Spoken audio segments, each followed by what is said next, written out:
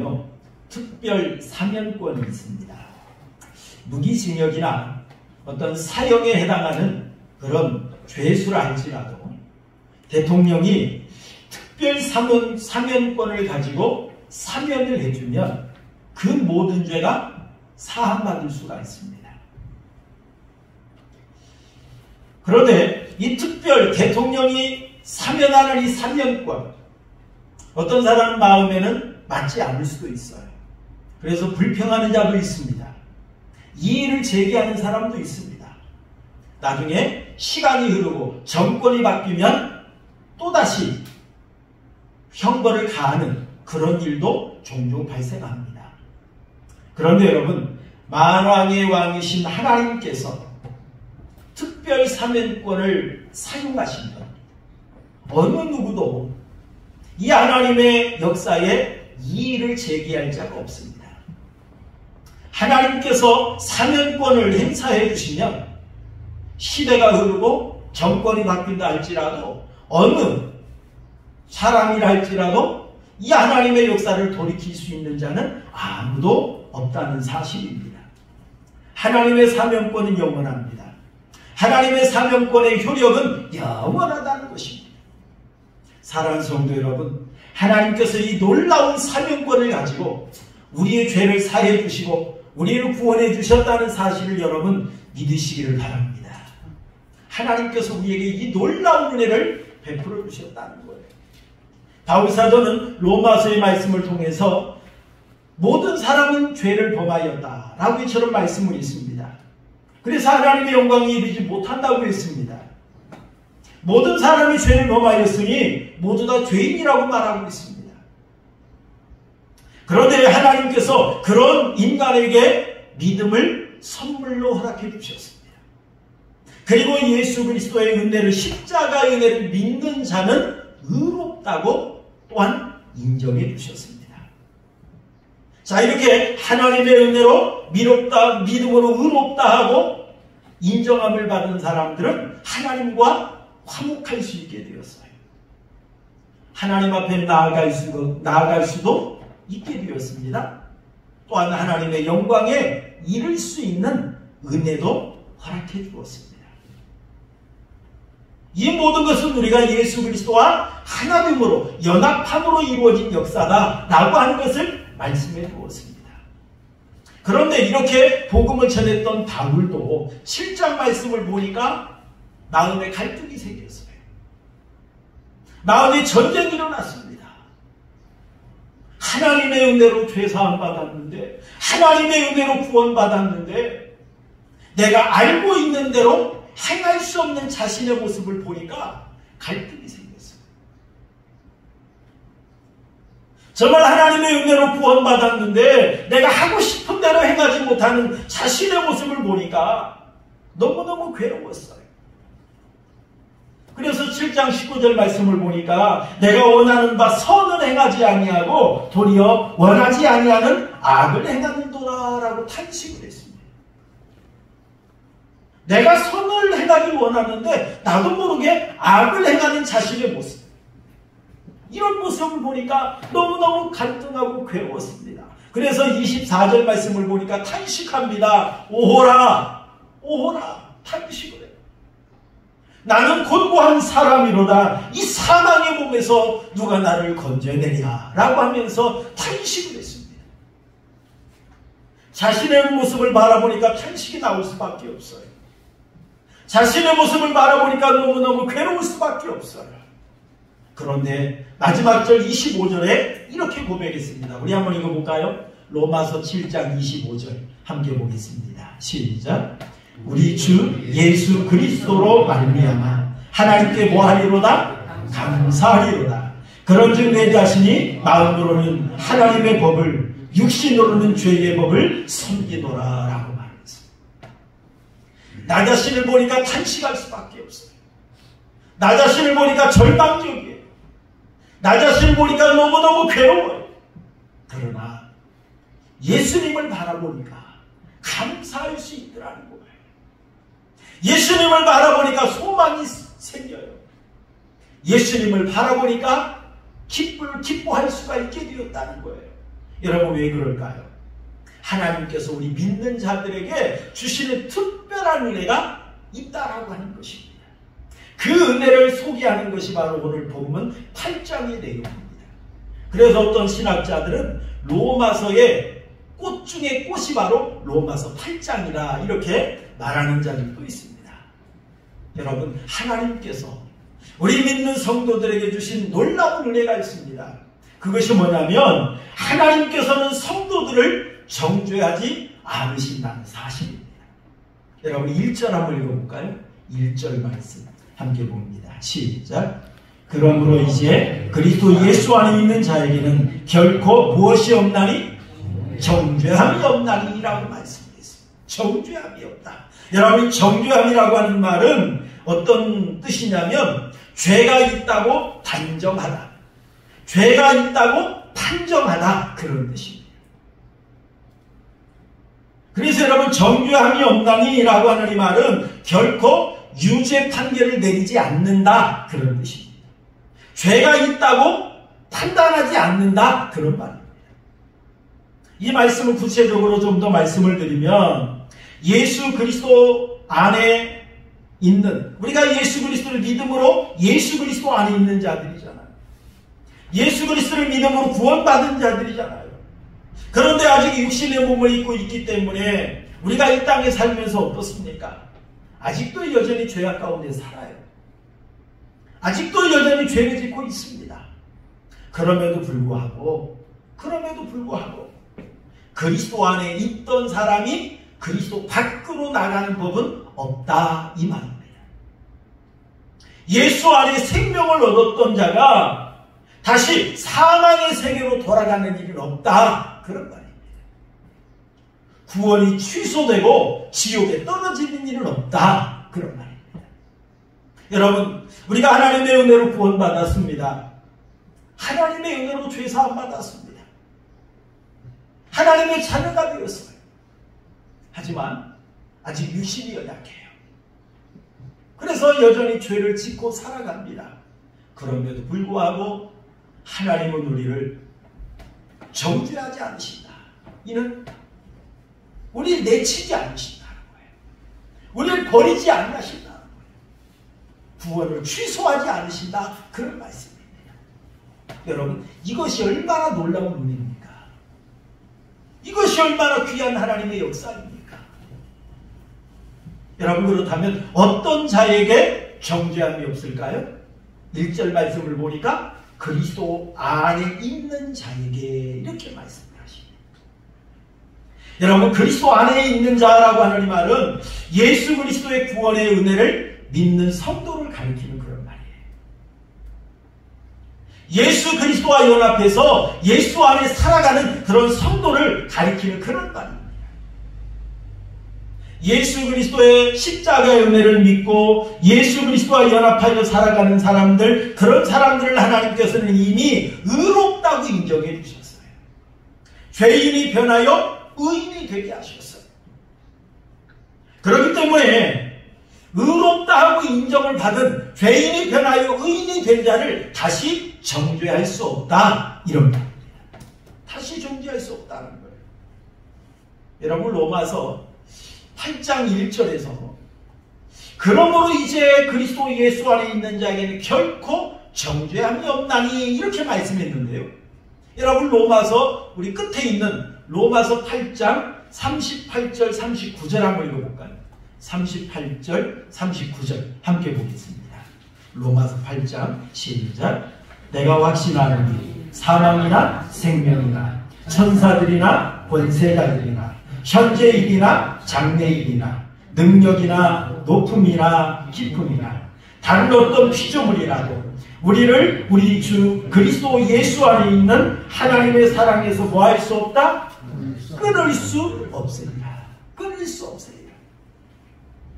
여러분, 그리스도 안에 들어와 있는 그런 자를 어느 누구도 하나님의 손에서 끊어낼 자가 없다, 이 말입니다. 어느 누구도. 이미 하나님의 손에 들어왔어요. 이미 하나님의 자녀가 되었어요. 이미 하나님의 구원의 은혜를 받았어요. 그런 자를 어느 누구도 끌어낼 자가 없다는 거예요. 하나님의 손이 붙잡고 있는데 어느 누구도 그 하나님의 손에서 빼앗아갈 자가 없다 이 말입니다. 그래서 여러분 정죄함이 없나니라고 하는 이 말은 끊을 수 없느니라 이 말과 제가 볼 때는 같은 의미라고 생각이 되어져요. 여러분 그리스도 안에 있는 자는 이미 하나님의 자녀가 되었습니다.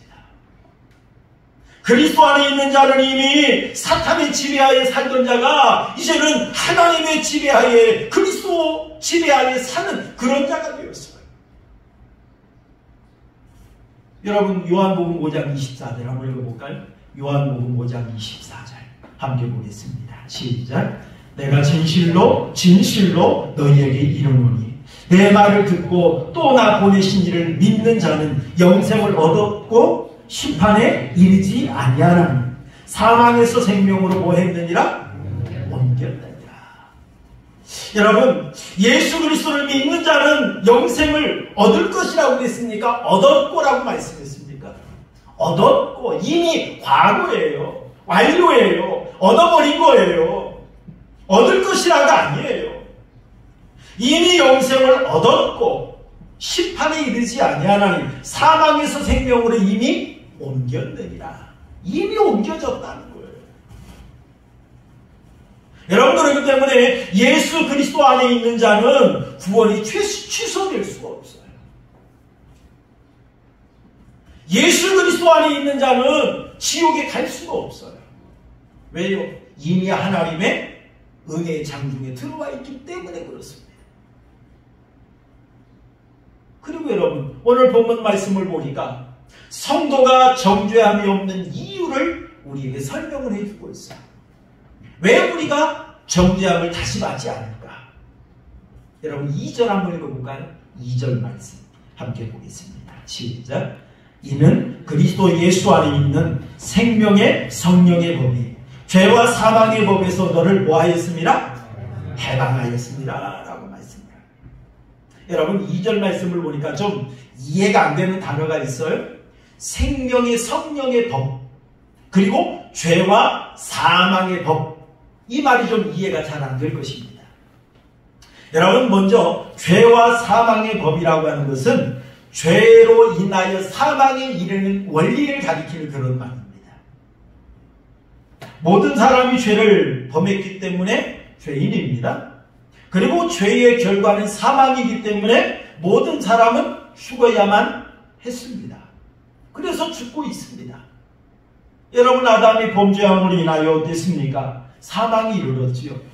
모든 사람이 그 결과로 인하여 다 죽어가게 되었던 것입니다. 그런데 하나님께서 이런 죄인들을 해방시켜 주길 원하셨어요.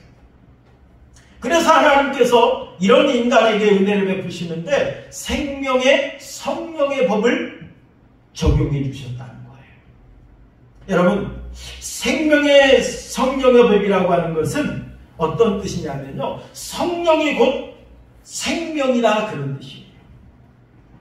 여러분 성령은 생명의 영이십니다. 성령은 생명 자체이면서 생명을 부어주시는 그런 분이십니다. 그래서 여러분 성령이 간 곳곳마다 생명의 역사가 일어났습니다. 여러분 생명의 성령이 그리스도 안에 있는 자들에게 역사하고 계세요. 주관하고 계십니다. 그래서 이 생명의 성령의 법이 죄와 사망의 법에서 우리를 해방시켜 주실 수가 있었던 것입니다. 여러분 로마서 6장 6절 한번 읽어볼까요? 로마서 6장 6절입니다. 함께 봅니다. 시작.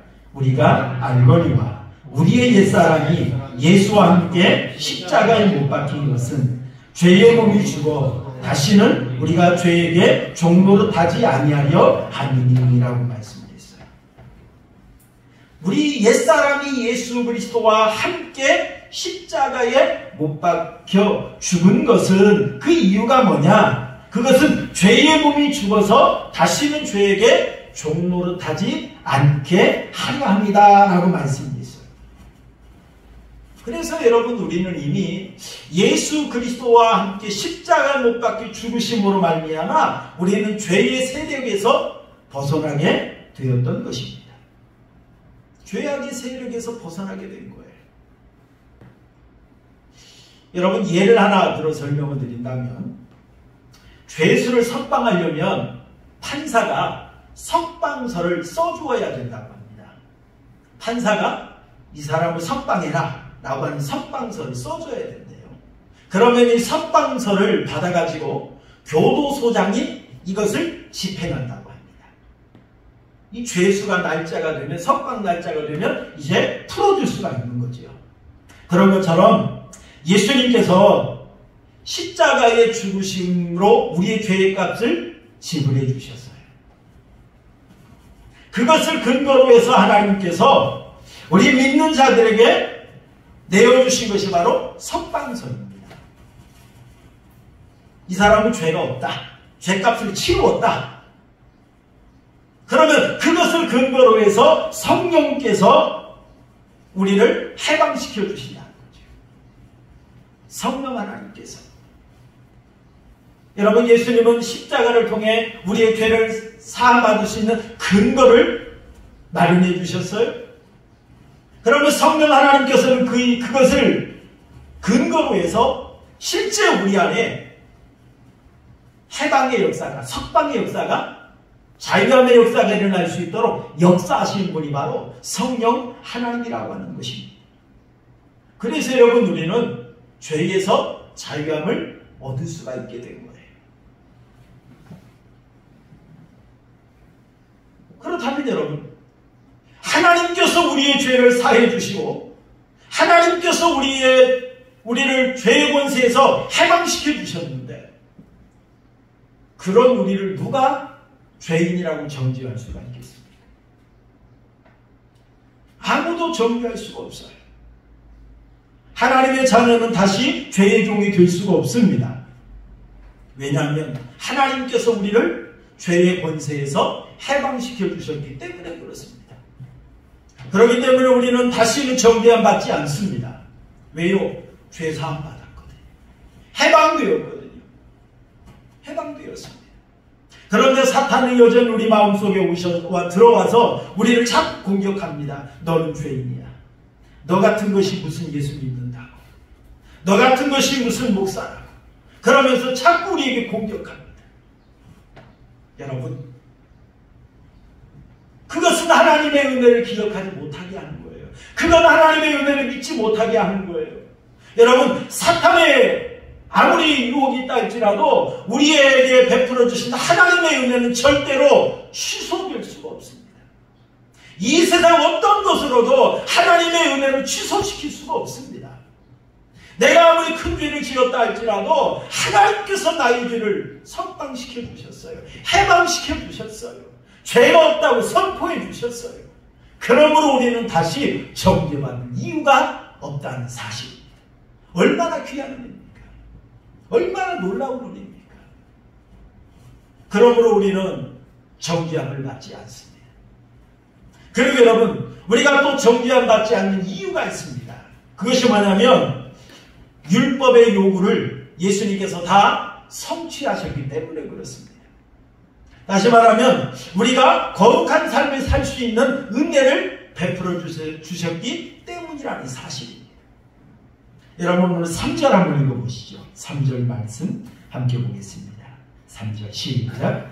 율법이 육신으로 말미암아 연약하여 할 수 없는 그것을 하나님은 하시나니 곧 죄로 말미암아 자기 아들을 죄 있는 육신의 모양으로 보내어 육신의 죄를 정하사라고 말씀하셨어요. 자, 이 말씀의 의미는 어떤 뜻이냐면요. 율법의 한계를 말해준 그런 말입니다. 율법의 한계. 여러분, 율법이 할 수 있는 것이 있고요. 율법이 할 수 없는 것이 있습니다. 율법이 할 수 있는 것은 어떤 것이냐면 우리 인간에게 죄를 깨닫게 합니다.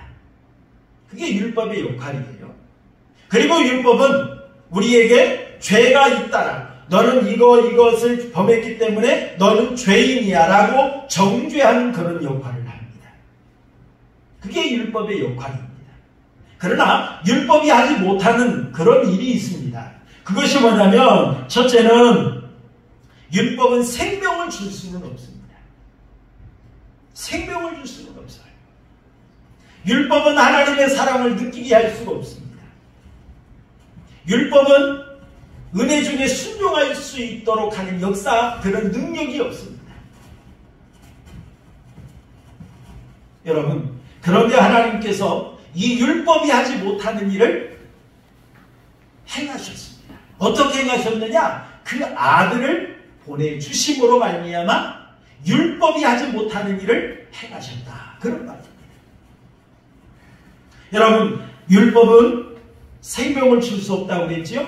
그런데 하나님께서는 죄로 말미암아 죽었던 영혼들에게 아들을 보내주심으로 말미암아 죄와 함께 죽고 다시 살아나는 역사가 일어나게 하셨어요. 그로 말미암아 생명을 주셨다는 사실. 아들을 보내주심으로 말미암아 하나님의 사랑을 알게 해주셨어요. 하나님이 나를 얼마나 사랑하셨는지, 하나님이 나를 얼마나 귀하게 여기셨는지, 그 귀한 독생자를 나를 위해서 내어주셨다는 이 사랑을 알 수 있도록 해주셨다는 거예요. 그리고 예수 그리스도를 통해서 하나님의 은혜가 얼마나 크고 귀한지를 알게 해주셨다는 겁니다. 그래서 하나님의 은혜를 알면 알수록 하나님께 순종하는 거예요. 하나님의 은혜를 알면 알수록 하나님 앞에 감사하고 예배할 수밖에 없는 거예요. 이런 일을 하나님께서 행하셨다. 그런 말입니다. 그리고 여러분 4절도 한번 읽어볼까요? 오늘 4절 말씀 함께 봅니다. 시작. 육신을 따르지 않고 그 영을 따라 행하는 우리에게 율법의 요구가 어떻게 하려 하심이라? 이루어지게 하려 하심이라. 여러분, 육신을 따르지 않고, 여기에서 육신이라고 하는 것은 타락한 인간의 본성을 가리키는 그런 말이에요. 우리가 타락한 인성의 본성을 따르지 않고 영을 따라, 영을 여기서 영이란 성령을 가리키는 겁니다. 성령 하나님을 따라 행하는 우리에게 율법의 요구가 이루어지게 하신다. 율법의 요구가 뭐겠습니까? 율법의 요구라고 하는 것은 거룩하고 의롭게 사는 것입니다. 그동안은 우리가 연약해서 율법의 요구대로 거룩하고 의롭게 살지 못했습니다. 그런데 성령 하나님께서 우리 안에 들어오셔서 성령 하나님의 인도하심 속에 의롭고 거룩하게 살 수 있도록 역사해 주신다는 것입니다. 우리가 종종 하나님의 이 구원의 은혜, 너희 결코 정죄함이 없나니 이 말씀을 악용하는 이단들이 있습니다. 하나님은 이미 과거의 지은 죄, 현재 지은 죄, 미래의 지을 죄까지 다 용서하셨어요.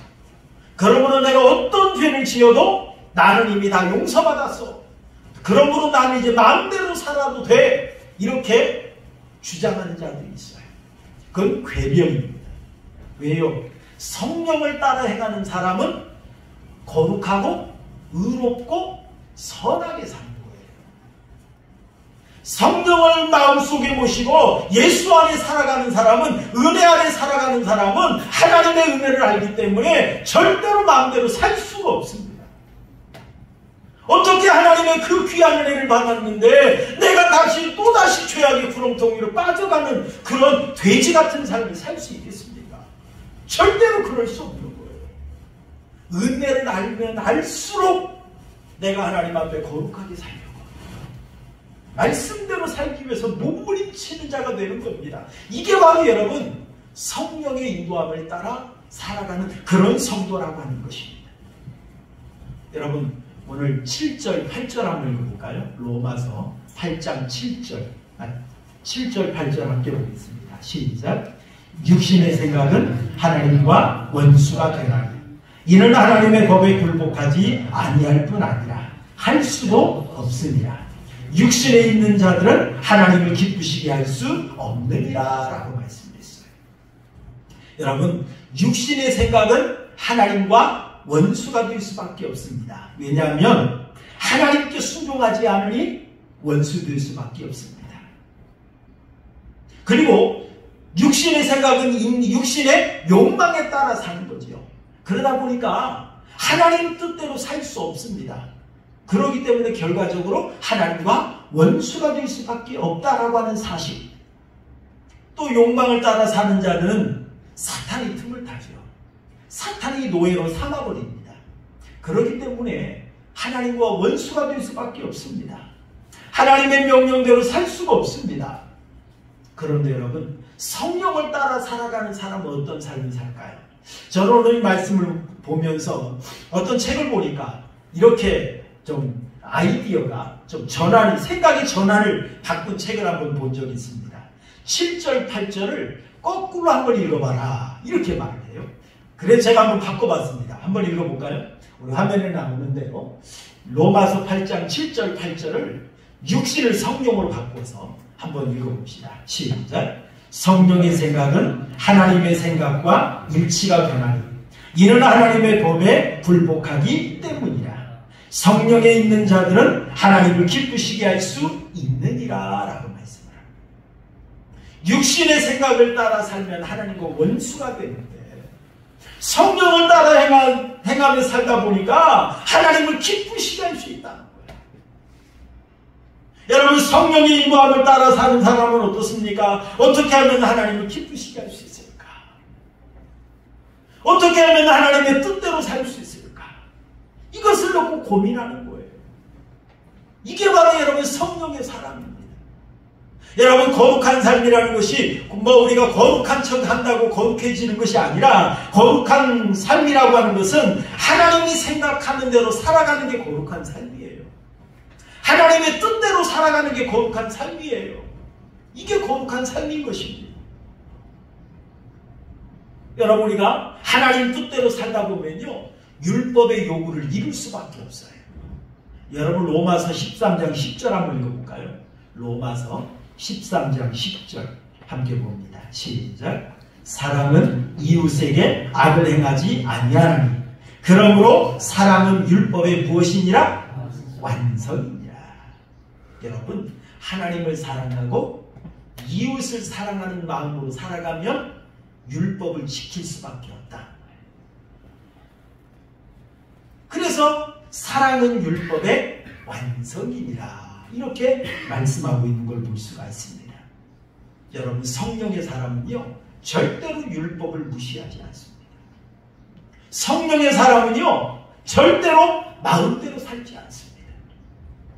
하나님의 뜻대로, 하나님의 말씀대로, 하나님의 명령대로 살아가는 그런 사람입니다. 어느 이야기를 하나 말씀드리겠습니다. 대서양 쪽에서 배를 타고 그 브라질 아마존 강을 향해 나아가던 선원들이 있었습니다. 그런데 풍랑을 만나서 배가 파선을 당하고 말았어요. 그러던 중에 가까스로 몇 명의 선원들만 겨우 탈출했습니다. 그리고 널판지 하나를 부여잡고 가까스로 헤엄을 치면서 아마존 강을 향해서 나아가고 있었습니다.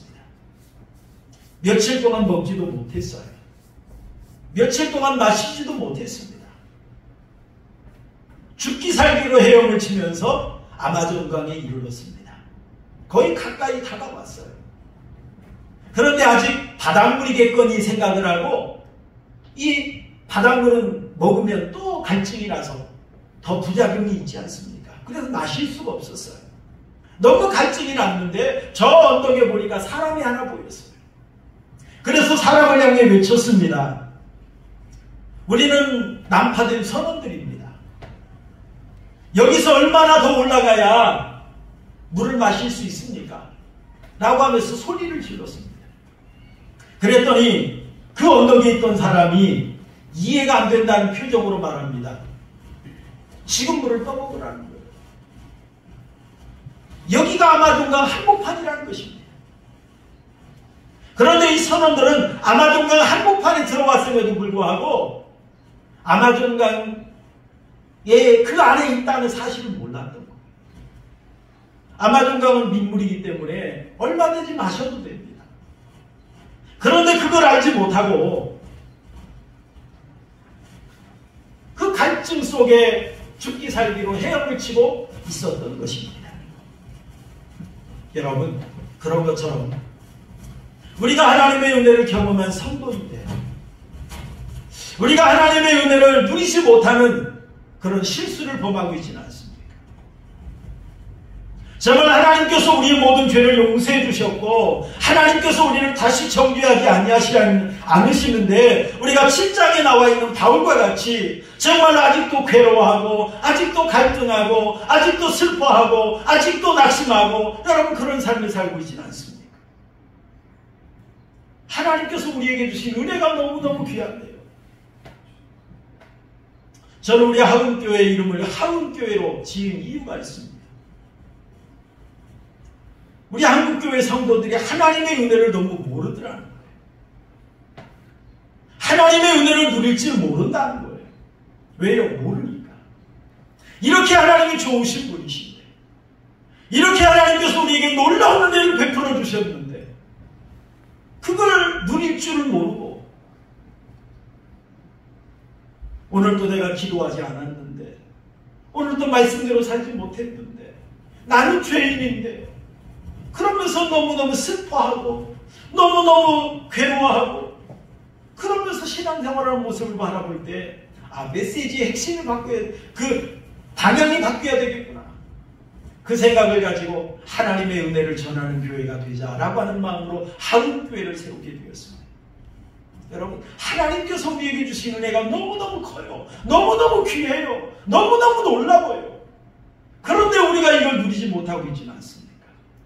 사랑하는 우리 하은교회 성도 여러분, 우리가 예수 그리스도의 은혜로 구원받은 사람들입니다. 하나님의 자녀된 사람들입니다. 하나님의 은혜로 생명을 얻었습니다.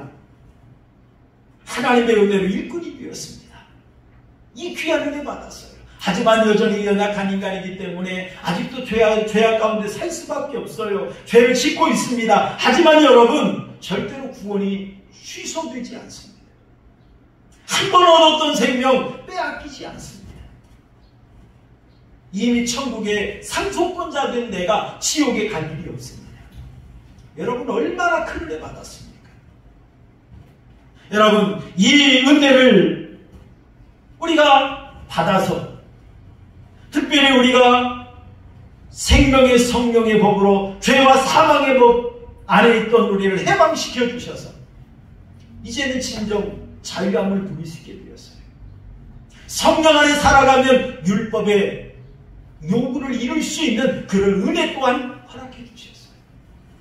그러므로 여러분 이제 귀한 은혜 받았으니 성령의 인도하심을 따라 참된 자유함을 누리며 살아가는 우리 성도님들이 되시기를 주님의 이름으로 축원합니다.